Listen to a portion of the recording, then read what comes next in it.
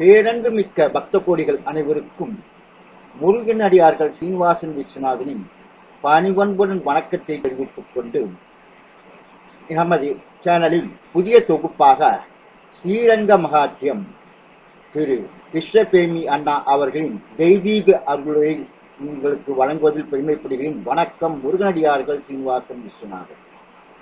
ஹரே ராம ராம ராம ஹரே ஹரே, ஹரே கிருஷ்ண கிருஷ்ண கிருஷ்ண ஹரே ஹரே, ஹரே ராம ராம ராம ஹரே ஹரே, ஹரே கிருஷ்ண கிருஷ்ண கிருஷ்ண ஹரே ஹரே. கோவிந்த நாம சங்கீர்த்தனம். கோவிந்தா கோவிந்தா. ஆழ்ந்த பக்தி பண்ணினதுனாலே, பக்தியில ஆழ்ந்து போயிடுறதுனாலே ஆழ்வார்கள். பக்திங்கிறது ஒரு சாகரம், அதுல மூழ்கி போயிடுறார்கள் அவர், அதனாலே ஆழ்வார்கள் அப்படின்னு பெயர். ஆனால் அவர்களுக்கு திவ்ய சூரிகள் அப்படின்னு பெயர். திவ்ய சூரிகள் அப்படின்னு அவர்களுக்கு பெயர். அவர்கள் செய்த அருள் செயல்கள் பிரபந்தங்கள் இருக்கே, அவைகளுக்கெல்லாம் திவ்ய பிரபந்தம் அப்படின்னு பெயர். திவ்யங்கிற பதம் இங்கதான் உபயோகப்படுறது. அவர்களுடைய பிரபந்தத்துக்கு தான் திவ்ய பிரபந்தம்னு பெயர். அவர்களுக்குத்தான் திவ்ய சூரிகள் அப்படின்னு பெயர். அவர்கள் பாடின கஷேத்திரங்களுக்குத்தான் திவ்ய தேசம் அப்படின்னு பெயர். ஆகினாலே இது மூன்றும் திவ்ய திவ்ய திவ்ய அப்படிங்கிற பதத்தோட உபயோகப்படுறது.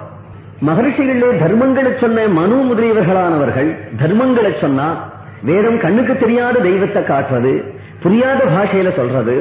சமஸ்கிருத பாஷை தேவ பாஷை எல்லாருக்கும் புரியாது, எல்லாருக்கும் பொதுவும் இல்லையது. அதனாலே அப்படி பாடப்பட்ட வேதம் எல்லாருக்கும் பொதுவும் இல்லை. வேதோக்தமான தேவதைகளான இந்திரன், அக்னி, யமன், ருத்ரன், விஷ்ணு அவளை யாரும் கண்ணால பார்க்க முடியாது. அப்படி இருக்க, ஆனால் தமிழ் முனிவர்களான இந்த ஆழ்வார்களோ அவர்கள் எல்லாருக்கும் புரிகிற மொழியிலே பாடினார்கள் சூக்தங்களை. எல்லாரும் பார்க்கிற தெய்வத்தை காண்பிச்சார்கள். எல்லாருக்கும் பொதுவான வேதத்தை பண்ணினார். இதான் ஆழ்வார்களுக்கு உள்ள ஒரு பெருமை. இன்னாருக்கு சொந்தம் வேதம், இன்னாருக்கு கிடையாது அப்படின்னு இல்லாம, ஆனால் இவர்கள் பாடியதாகிய தமிழ் வேதமாகிய திவ்ய பிரபந்தங்கள் எல்லாருக்கும் பொது. அதே போல இவர்கள் பாடின பாஷையும் எல்லாருக்கும் தெரியும்.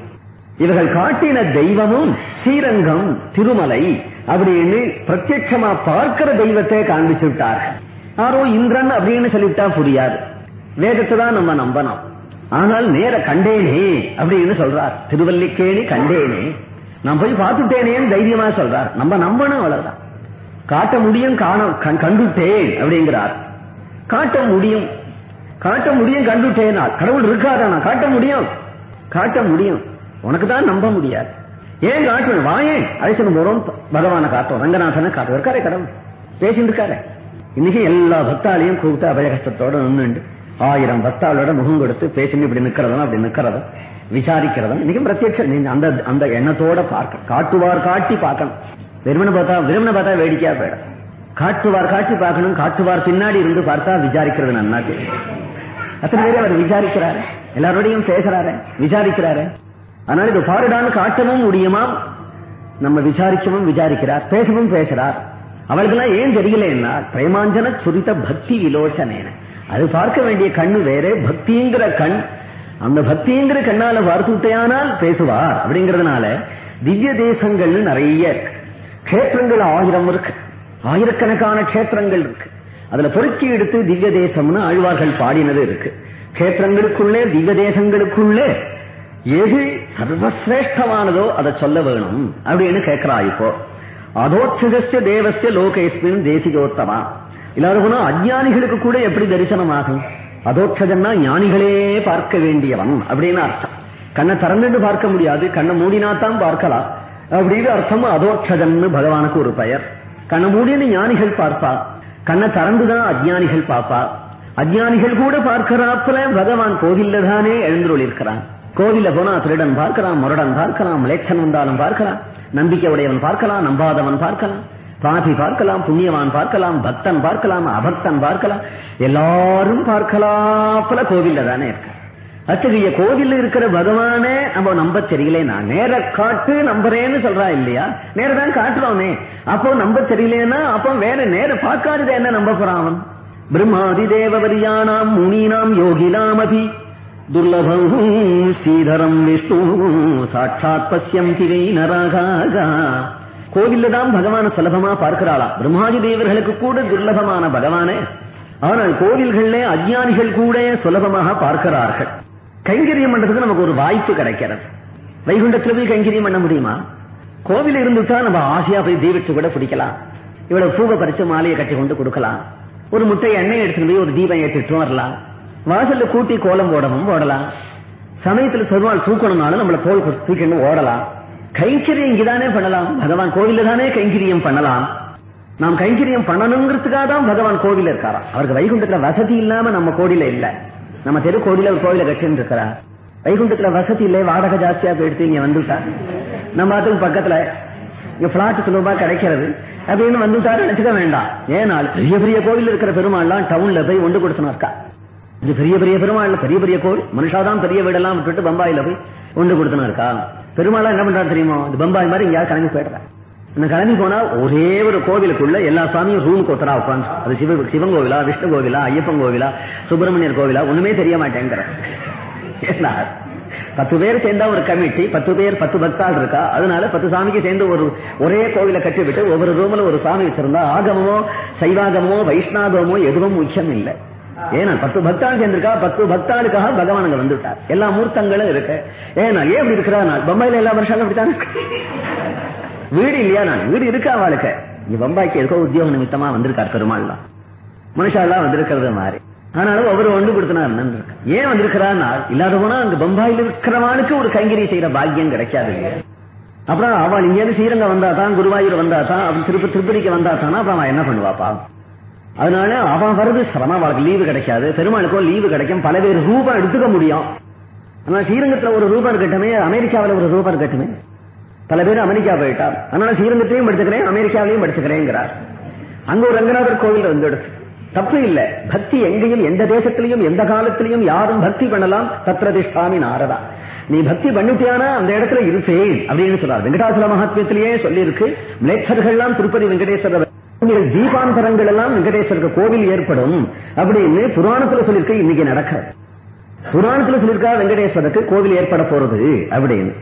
இப்படி பகவான் பல கஷேத்திரங்கள் இருக்கிறாரே, அதெல்லாம் சொல்றான்.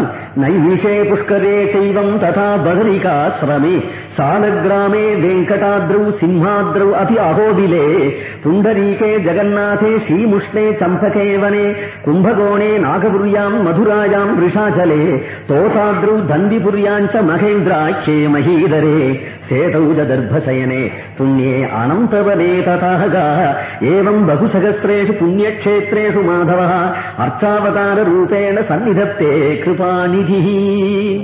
எவ்வளவோ க்ஷேத்திரங்கள்.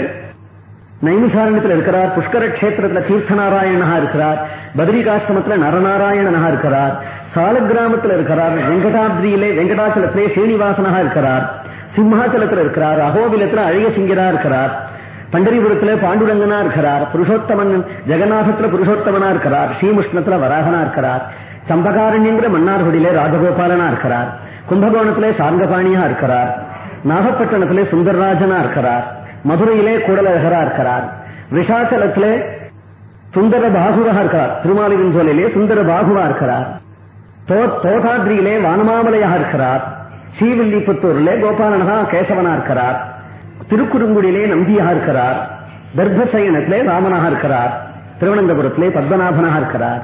பகுசகஸ்திரேஷு புண்ணியக்ஷேத்ரே. நம்ம பாக்கியம்னா மோட்சம் நம்மளுக்குள்ள வைகுண்டம் ஒரே ஒரு கோவில் தானே.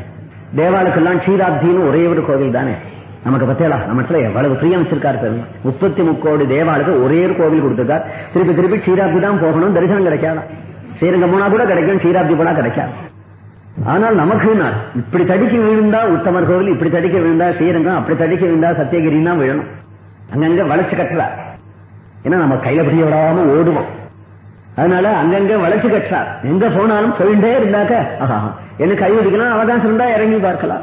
கஷேத்திரம் தாண்டாம போக முடியாது. அதுவும் நம்ம தமிழ்நாட்டுல ஒரு கஷேத்திரம் தாண்டாம போக முடியாது.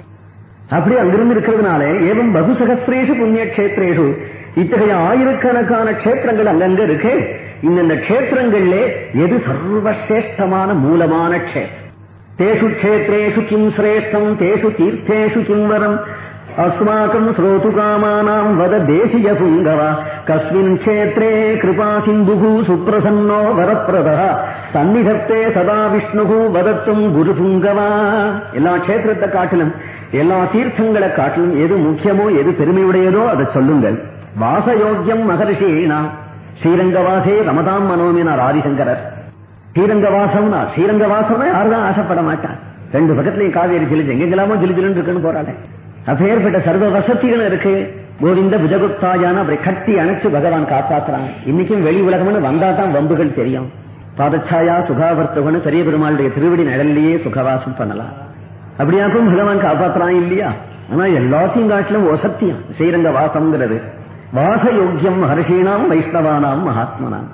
வாசயோக்கியமானது அப்படிங்கிறார். ஸ்ரீரங்கத்தை தவிர வேறு கஷேத்திரம் வேறு வாசம் தெரியாதுன்னு இருந்தார் தொண்டரடிப்படி ஆழ்வார்னு. அரங்கனை தவிர வேற எந்த குரங்கனையும் பாட மாட்டேனார். திருப்பதி கூட வரமாட்டேனார். குரங்கு நிறைய இருக்கான் திருப்பதியில். அரங்கனை தவிர வேற எந்த குரங்கனையும் பாட மாட்டேன்னு இருந்தார். ஸ்ரீரங்கத்தை தவிர வேற பெருமாள் கோயில் கூட போக மாட்டார் அவர். அப்படி ரங்கநாதனையே ஆசிரியிருந்தார். ரங்கநாதனிடத்திலேயே அட்டம் பண்றார். ஆனா அவர் திருமாலைன்னு ஒரு பிரபந்தம் பண்ணினார் அழகா. திருமாலையை அறியார் திருமாலை அறியார்னு வச்சனம். திருமாலைங்கிற பிரபந்தத்தை அறியாதவர்கள் திருமாலையை அறியார். திருமாலுங்கிற விஷ்ணுவை தெரிஞ்சு கொள்ள மாட்டான் அப்படின்னு ரொம்ப ரத்தன சுருக்கமான பிரபந்தம். ரங்கநாதனுடைய ஸ்தோத்திரம் சுலபமான தமிழ். நித்திய பாராயணம் பண்ணலாம். திருப்பாவைய போல நித்திய பாராயணம் பண்ணலாம். அவ்வளவு அழகான ஸ்தோத்திரம், சுலபமான தமிழ். ரங்கநாதன் இடத்துல அவர் சொல்றாரு, ஆதலால் பிறவி வேண்டேன்னு அரங்கமான அருளானேன். இந்த பிறவியே எனக்கு வேண்டாம். என்ன திருப்பி திருப்பி பிறக்கிறதும் ஆச்சு. குழந்தை பிறந்து எடுத்துனா தொட்டில் இட்டானா அப்புறம் தவிழ்துன்னா ஸ்கூலுக்கு போறான்னா திடீர்னு குழந்தைத்தனம் போயிட்டு அப்புறம் திடீர்னு காலப்பருவம் வந்துடுத்து. கல்யாணம் காட்சி பண்ணி வச்சா இதை கல்யாணம் பண்ணி விடுத்தோம்னு நினைச்சிருக்கோம். திடீர்னு சட்சத்து பூர்த்தி வந்துடுத்து. திடீர்னு சதாபிஷேகம் மேலும் மேலும் 12 கஷ்டம் பெரிய கல்யாணம் ஒன்று வந்துட போகுது. அது ஞாபகமே கிடையாது.